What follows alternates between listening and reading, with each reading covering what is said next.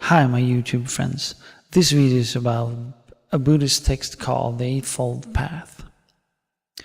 But before I begin, I just want to explain a few things about why I wrote this text to begin with.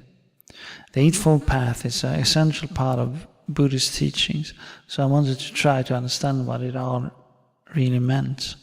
Because I have written poems and other things, as long as I can remember, I figured the easiest way for me to understand it where to find the kernel of the text, as I understood it, and write it down.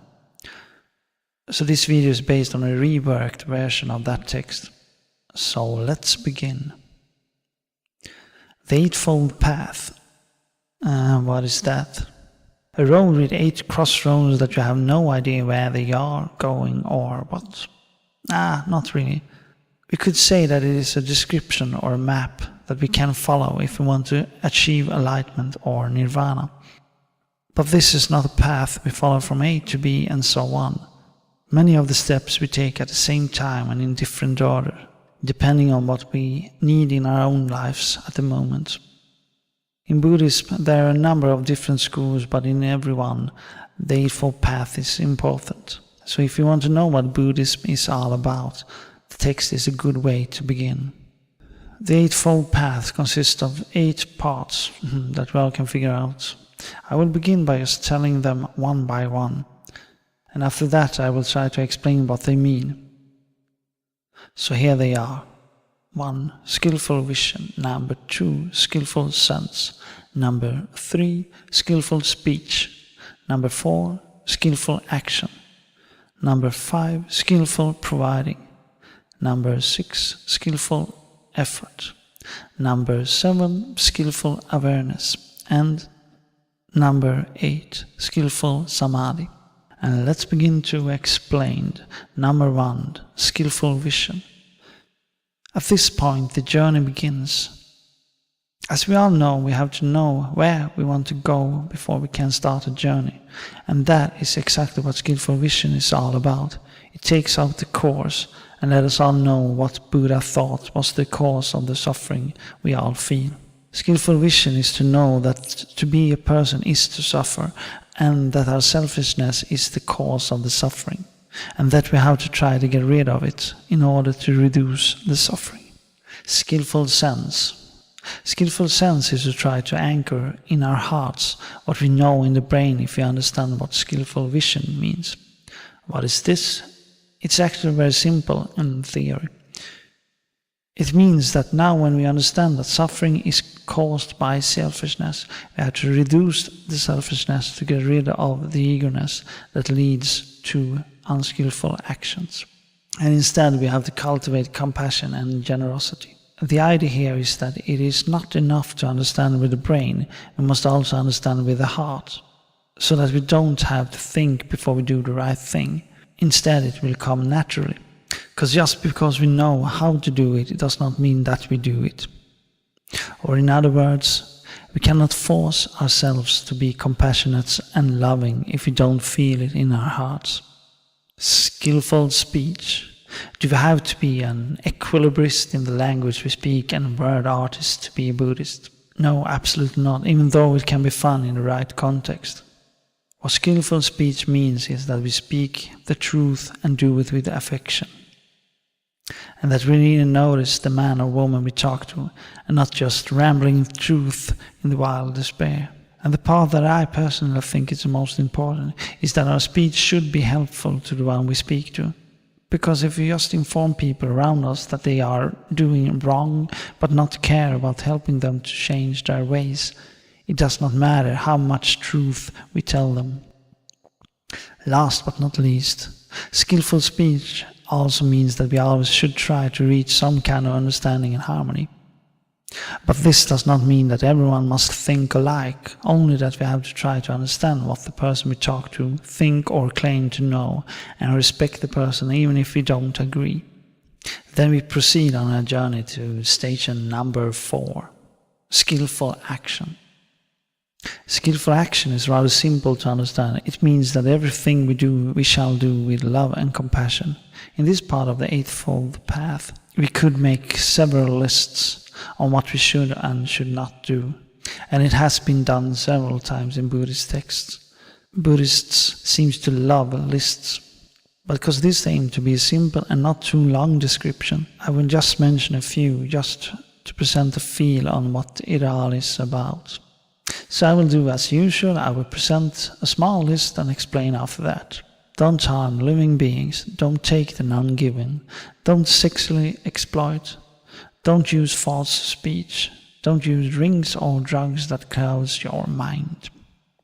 And now to the explanations. I will begin from the beginning, logic.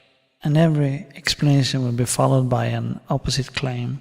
The opposite claim is the recommended, or as I used to say, the skillful choice. Don't harm living beings. This means that you should not harm anyone, either verbally or by force. The opposite claim is, of course, to be friendly and considerate. Don't take the non-giving. This means, of course, not to steal, but also not to exploit others. The opposite claim is then naturally generosity. Don't sexually exploit. But it means it's pretty clear, but worth notice is that it also means that we should not exploit ourselves by doing things we don't want. The opposite claim is contentment. That might need some explanation. What it means is that we should be content with where we are in life at the moment. Regardless if we are married, live with a man or with a woman, are not married but still live with someone, or are single. With that said, it don't mean that we should not strive to change if we are not content with where we are. And now we leave the sixth thing and went on.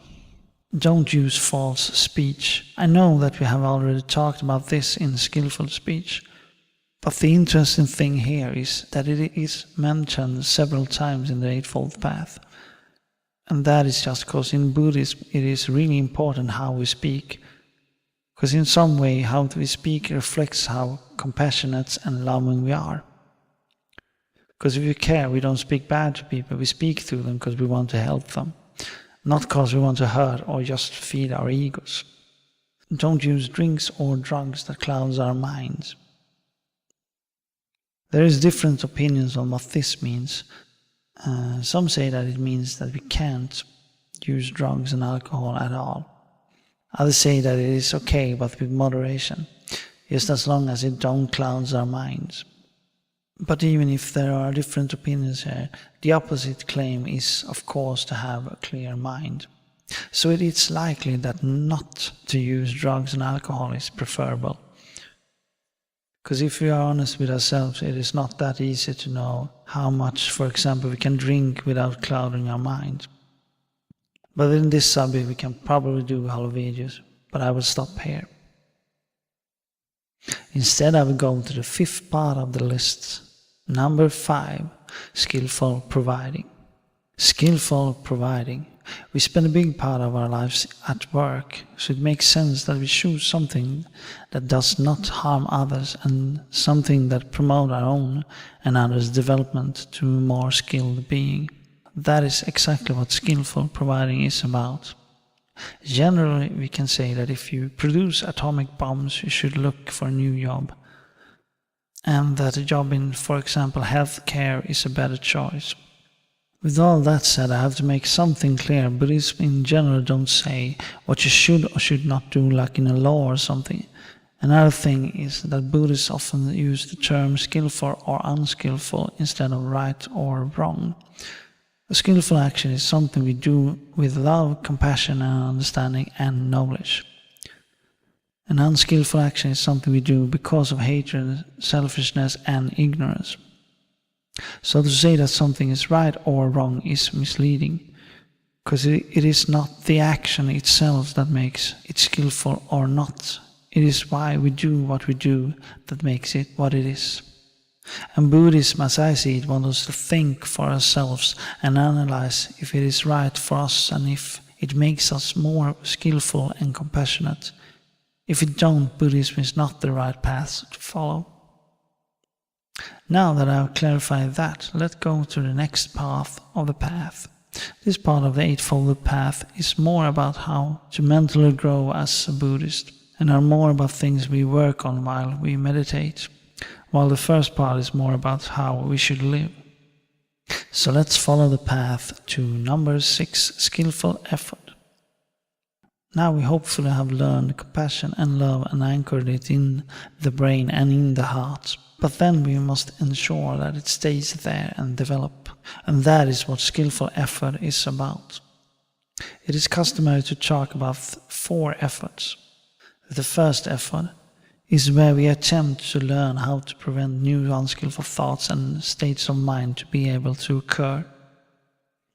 The second effort is where we attempt to wipe out unskillful thoughts and states of mind that have already occurred.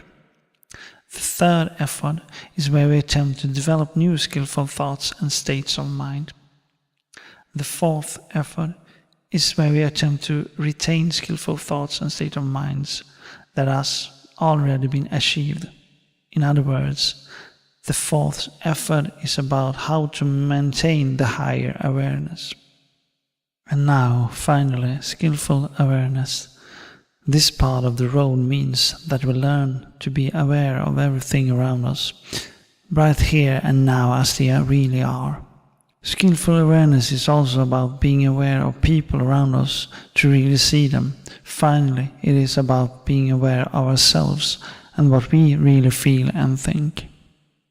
Because if we try to remember how often we just watch and recognize how beautiful everything are and just take it in without thinking on the past or the future, or how often we really take in what other people say and feel when we talk to them, instead of being too busy trying to think about our next answer and what we feel, we will sadly recognize that it is not that often we are really aware of the surroundings and the persons around us, or even ourselves in a deeper sense.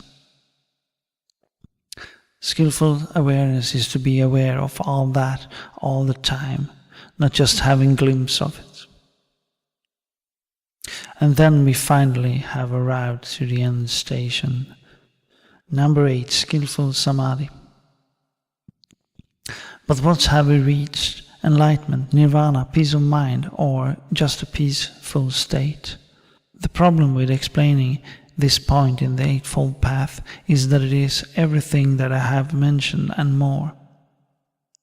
Here we have got rid of all the unskillful thoughts and states of mind, and we have achieved an understanding on how it all fits together and where we belong in everything. And of course I know that we can never know if nirvana or skillful samadhi or whatever we want to call it is reachable. But as I see it, we must always try to find a way to understand how it all works and find a way to be a better person so that what we do in life is worth something to more people than just ourselves.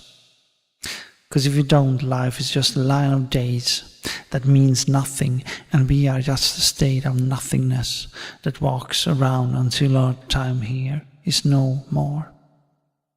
Until the next time, have a skillful life.